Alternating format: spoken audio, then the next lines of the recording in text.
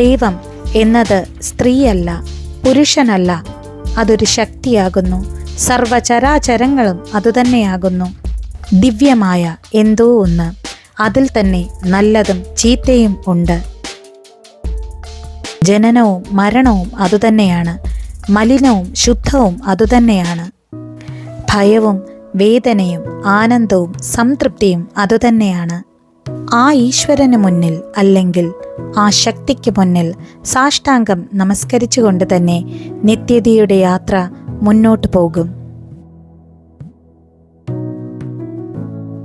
കർമ്മത്തിൽ വിശ്വസിച്ച്, ധർമ്മത്തിൽ വിശ്വസിച്ച്, എല്ലാത്തിലുമുപരി കരുണയിൽ വിശ്വസിച്ച്, ഇതിലൂടെ കാരുണ്യപൂർണമായ മനസ്സിലൂടെ ധർമ്മവതികളായി എൻ്റെ ഈ മക്കൾക്കും അതിലൂടെ നിരവധി മക്കൾക്കും ആ മാർഗം തെളിഞ്ഞു വരട്ടെ എന്നു ഞാൻ മനസ്സിൽ തട്ടി ആഗ്രഹിക്കുന്നു.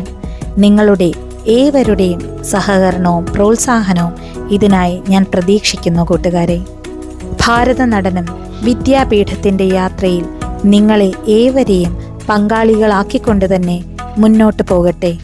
നന്ദി.